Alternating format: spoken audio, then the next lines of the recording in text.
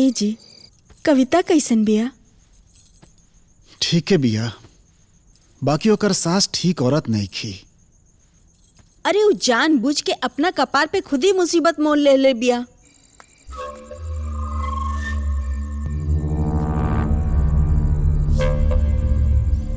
हाँ, बल्कि ओकर जेठानी संध्या बहुत अच्छी लड़की बाड़ी।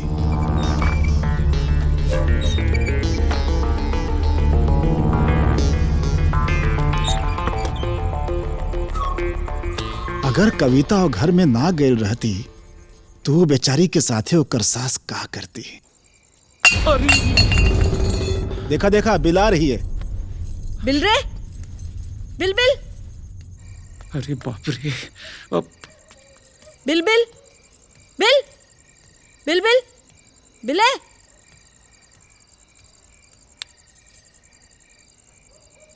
अरे दरवाजा काहे खुला छोड़ देनी है?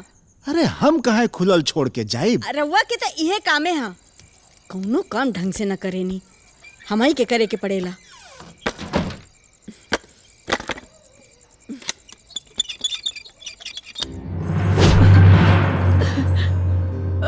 ए जी देखी ना, सारा पैसा सारा गहना सब गायब हो गिल बा।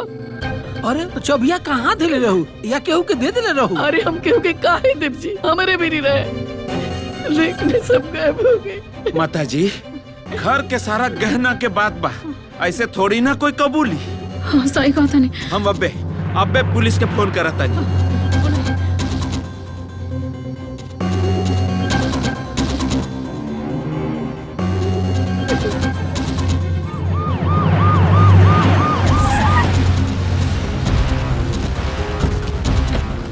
नमस्ते सर, आई आई आई आई आई सर, आई आई।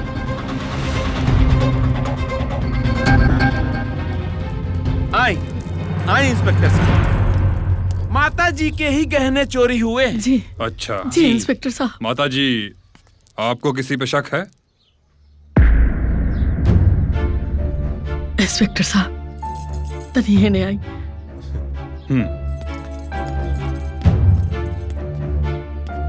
इंस्पेक्टर साहब,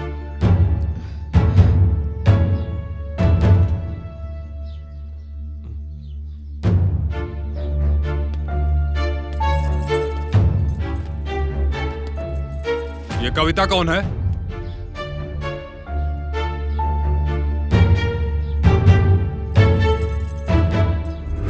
मैं हूँ कविता।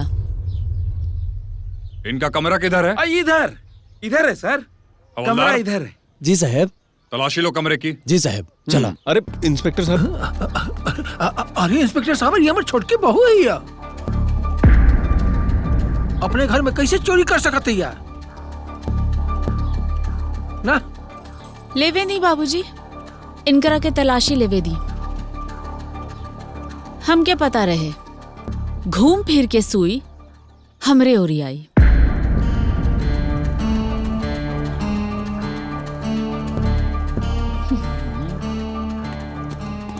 साहब कहीं कुछ भी ना मिलल है। का? अरे ऐसे कैसे कुछ ना मिला?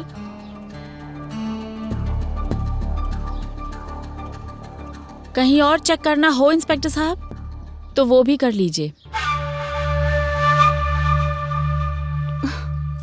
हाँ कविता, ए घर में बाकी सब क्यों आपन बा, सिर्फ हमनी के पराई बने जा। माफ कीजिएगा, मैं केवल अपना काम कर रहा हूँ। माता जी, किसी और पे शक है आपको? घर में कोई बाहर से आया था क्या? आया था ना सर, कविता जी के पापा जी आए थे कल। अब संयोग देखिए, कल ही चोरी हुआ है इस घर में। जीजा जी, आपन जबान के लगाम दी। लीजिए। इस सब में हमार पापा के घुसौला की कोनो जरूरत नहीं थे। अरे बाप के नाम सुनते ही मरचा खानी पर आए कहे लागल। अरे तो वह बात हो गई, चोर के दाढ़ी में तिनका। चुप करी। अरे कुछ तो शर्म लिहाज करी शालू बबनी। शांत रहिए आप लोग। तो कल आए थे वो। अरे इंस्पेक्टर साहब, वो निहायती शरीफ इंसान बान, वो अपन बेटी से मिले आए रहन। कृपा करके उनका के बीच में मत घसीटा लोगिन। बाबूजी, इंस्पेक्टर साहब, हमार कहना बा एक बार शालू के भी रूम का तलाशी हो जाए। हाँ? माँ देखो दारू, हाँ? अब यह दिन देखे कर रह गइल हो। हमरे घर में हमरा के चोर साबित करे के लागल भालो ई लो। माता जी, अब हमनी के घर में और कतना बेइज्जती हुई। इधन घोर बेइज्जती होता और रउआ चुपचाप देख रहल बानी। कुछ बोली माता जी। इंस्पेक्टर साहब, पैसा हमार चोरी भइल बा, गहना हमार चोरी भइल बा। ऐसे एक बार गोपाल जी के घर के तलाशी होखल बहुत जरूरी बा। हाँ, चली रू होके के चाहिए। सर आइए, गोपाल जी के घर का तलाशी लिया जाए। चलिए सर, चलिए चलिए चलिए। ए हट रे, हट। आइए सर, आइए।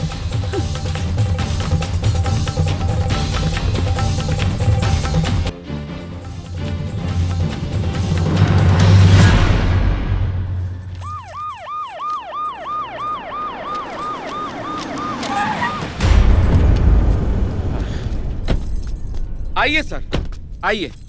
ये है गोपाल जी, यही है गोपाल जी। प्रद्युमन बाबू, ये सब का हो रहल बा? आपके घर की तलाशी लेनी है। तलाशी? जी, बहुत जल्द पता चल जाए। आइए सर, आइए। अरे समधिन जी, ये सब का हो रहल बा? हमरा तो कुछ समझ में नहीं आवत। अभी पता चल जाई थोड़ा देर में कि का हो रहल बा।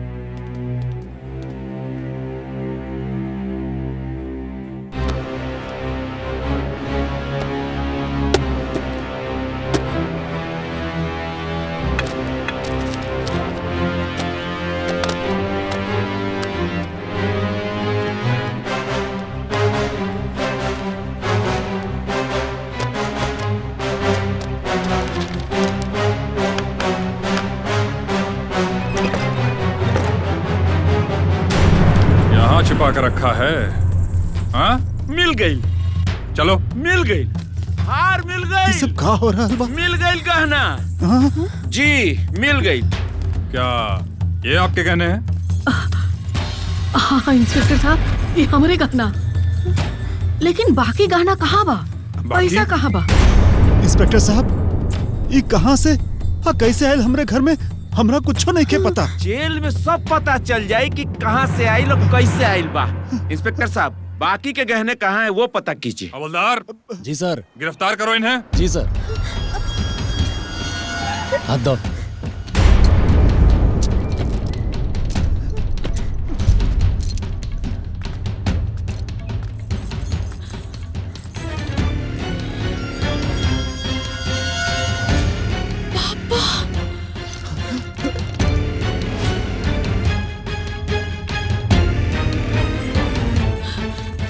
देखा बेटे,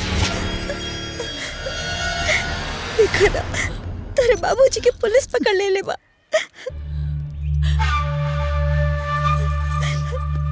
हम आ गई नहीं, तू चिंता मत कर माँ। जब सच्चाई सामने आई तो इस सब के मुंह पर करी का पोता जाए। जब चोर बाप के मुंह जोर बेटी, मुंह पे करीखा पोता जाए। बाकी के गहना कहाँ बा जल्दी से बता दे लोग, न तो पुलिस अपना स्टाइल में पूछल शुरू करी नू तो बड़ा तकलीफ हो जाए। ए हवलदार, जी साहब। ले चलो इन्हें। चला। रहुआ चली माता जी, चली दा, आई। चल।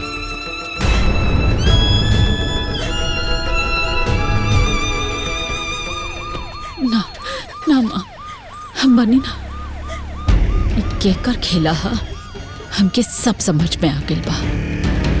हाँ, पर कानून के सबूत चाहिए। सबूत चाहिए ना?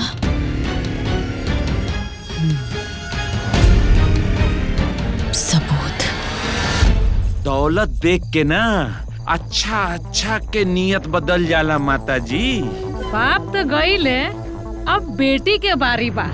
अरे बिना बेटी के मदद के बाप कैसे चोरी कर पाई? ओकरा कैसे मालूम कि हमने के घर के तिजोरी कहाँ बा? अरे जहिया वो हमरा घर में धोखा से पतो बन के आइल नु, वही दिन हम समझ गई कि एकरा मन में खोट बा। चाय बनल कि ना रे? हाँ माई, लेके आवत तानी। ली दीदी। ले आओ जल्दी। आज ना हमहू गर्मा गर्म दूध पियो, काहे कि हमरा के बड़ा राहत महसूस हो रहल बा आज।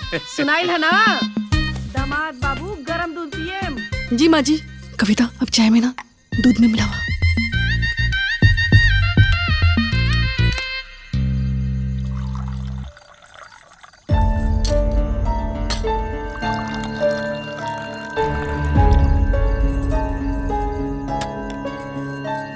रुकी रुकी।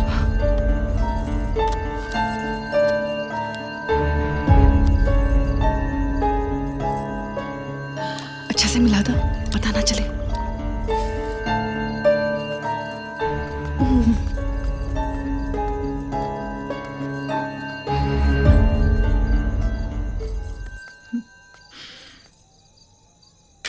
अब दिमाग ठिकाने आइल? चोटनिया के साथ देवे के चक्कर में ना तोरो जेल जाए के पड़ी। ना माँ जी। ना माँ जी। अरे भौजी, कायदे में रहबू तो फायदे में रहबू।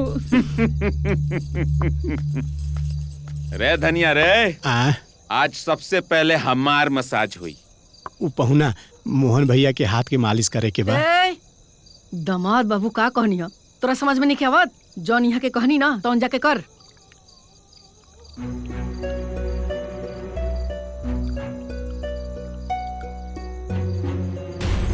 ले जा ले जा। पहुना तो चली छत पे। चल आई आई। चल। काम हो गई। चली दीदी छत पे।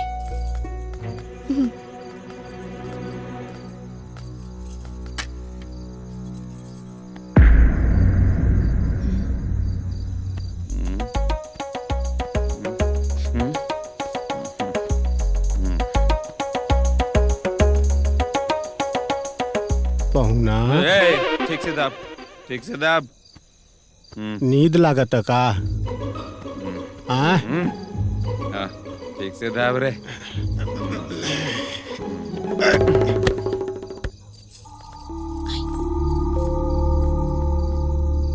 पहुना ए पहुना ए पहुना पहुना ए पहुना लुढ़क गईले। सुत गईले। उठाओ उठाओ उठाओ उठाओ। ए पहुना। अरे उठा पहुना। एक मिनट। ए पहुना, बाकी के गहना कहाँ बा? बाकी के गहना कहाँ बा? अरे हम पूछत बानी बाकी के गहना कहाँ बा? बाकी के गहना कहाँ बा? कहाँ बा? अरे दादा, अरे बताइबा कि ना बाकी के गहना कहाँ बा? कहाँ बा? अरे कनवा उखाड़ लेब तोहार। बताइबा कि ना बाकी के गहना कहाँ बा? अरे हमार जान जिया के पास बा।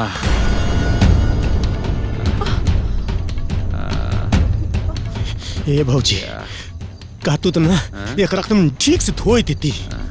आगे पूछो आगे पूछो। अरे ई बतावा ए पहुना, घर में चोरी के कैले बा? हम के कैले? उठाओ उठाओ उठाओ उठाओ। पूछ, घर में चोरी के कैलस? पूछ। घर में चोरी के कैलस? के कैलस?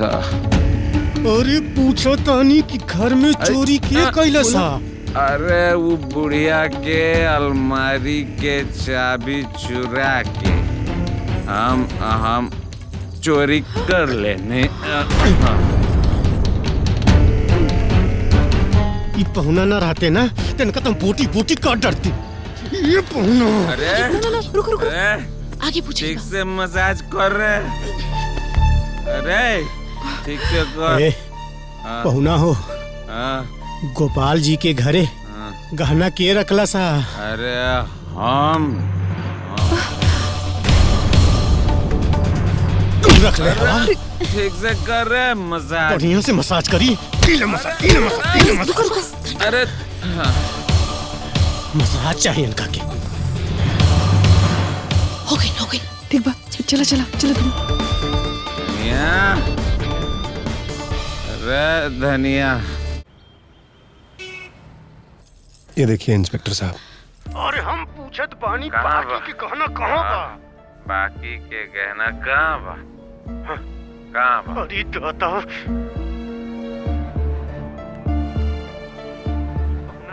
इंस्पेक्टर साहब, असली गुनहगार प्रदुमन ही है।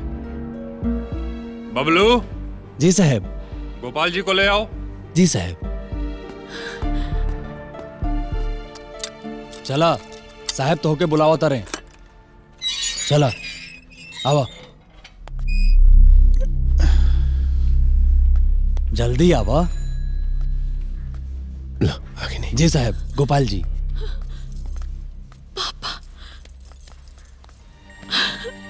बिटिया। रवा ठीक तो बनी ना पापा? बिटिया। गोपाल जी, हमरा के माफ कर दी। हमरा दामाद के वजह से रहुआ। नहीं दिवाकर जी, एमे माफी मांगे के कवन जरूरत बा। ये तो सब समय के खेला रहे। ये जिया कहाँ मिलेगी? इंस्पेक्टर साहब, वो सब हम आपको बता देते हैं। अच्छा, जब तक ये केस पूरी तरह सॉल्व नहीं हो जाता है तब तक इस बात को छुपा के रखिएगा। जी। ए बाबू जी, तू कविता के लेके जा घरे। ठीक बा बेटा, प्रणाम। चले बहू। इंस्पेक्टर साहब, ये जिया का एड्रेस है। ओके। आपन पसंदीदा फिल्म देखे खातिर डाउनलोड करी दंगल प्ले ऐप।